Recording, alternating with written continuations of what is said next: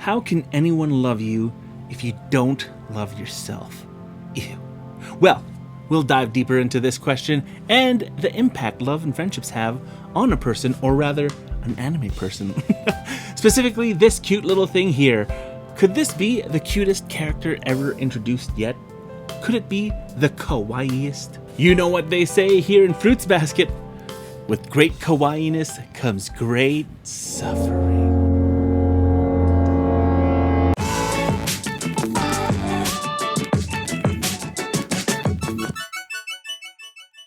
Hey guys, what's going on? It's Brian here. Welcome to another episode of your favorite Sorrow Symphony, Fruits Basket 2019. This episode, we get to meet the cute Kisa-chan, the tiger member of the Zodiac. This episode is about dealing with self-hate and the importance of learning what it is to love and be loved through words and actions. Kisa is a cursed family member, the tiger of the Zodiac, but that's not the only thing that separates her from the rest.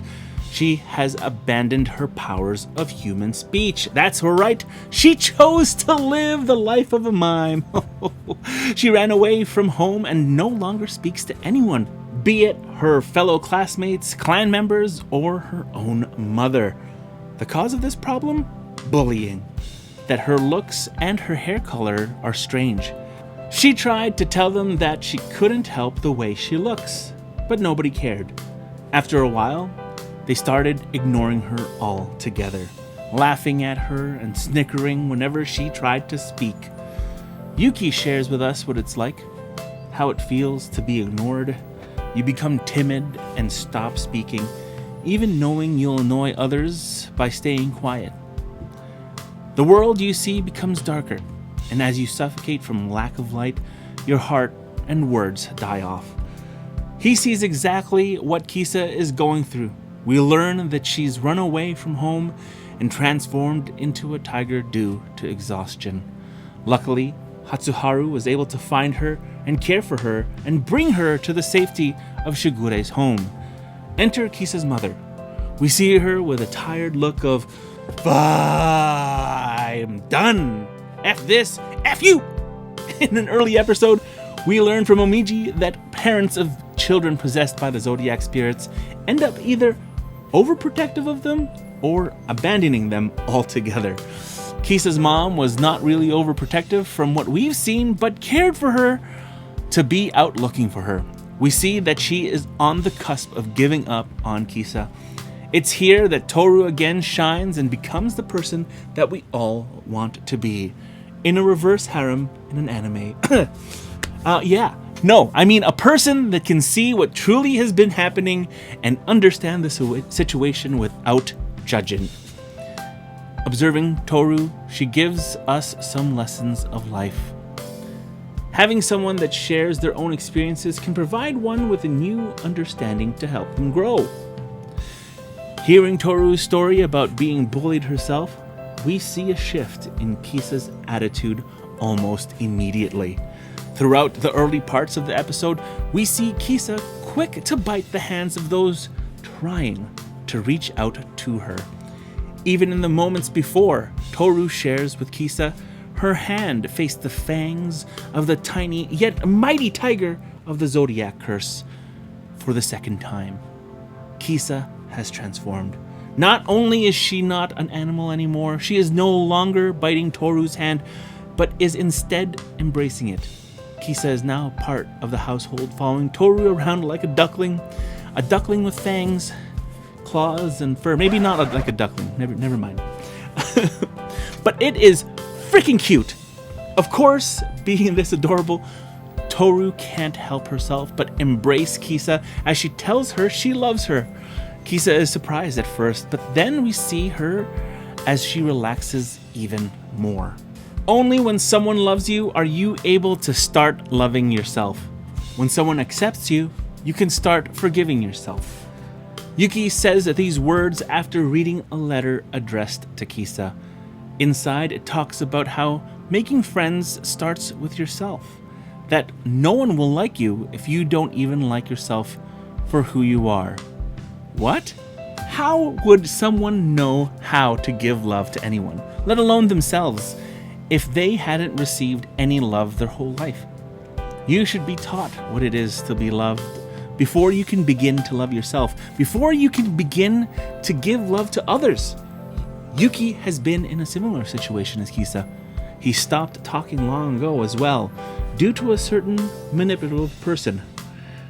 That's Akito, by the way. He says that the reason people like him and Kisa hate themselves is because they can only see the parts they hate.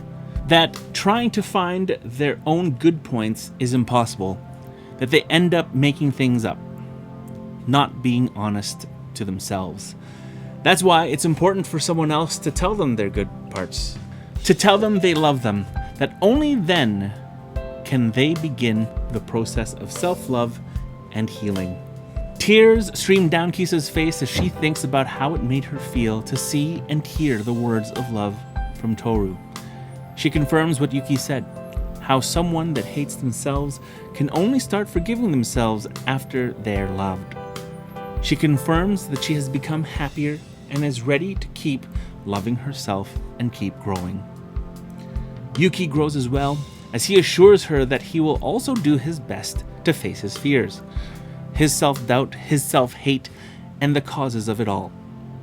Together, he and Kisa look back on their past weaknesses, not seeing it as something bad, but seeing it as motivation, gaining a desire to improve and become stronger, understanding the worth of all the tears you shed along the way.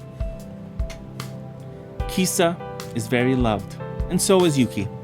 They just weren't able to see it and understand it for themselves. Kisa's mom actually called the Shigure house to make sure Kisa was okay.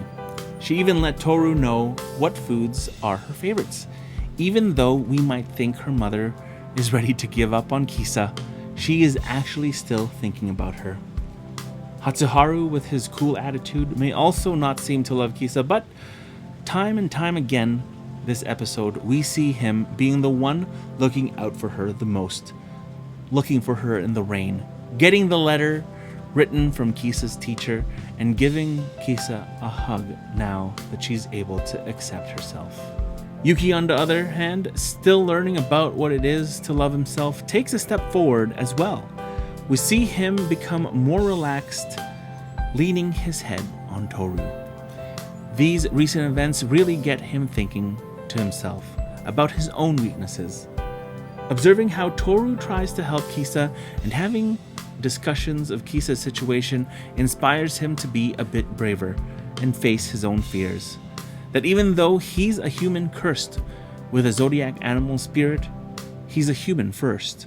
Yuki accepts the role of being the successor to the current student council president as a testament to his desire to better himself. He may not believe in himself to the fullest, but he's inspired to try a little harder and be a little more brave. Meanwhile, Toru, Momiji, and Hatsuharu see Kisa off as she returns to school. She's ready to face her fears, not because she is stronger, but because she wants to become a better person. She takes her first step into the classroom with all her courage, knowing she'll try her best, and that if she fails, she will be loved no matter what. Thanks for watching, guys. If you like this video, hit that like button. If you want to see more videos like this, then hit that subscribe button. I hope you have a great night, a great day, wherever you are in the world. Again, my name is Brian, and this has been another episode of Brian's Republic Watches Fruits Basket 2019. Cheers.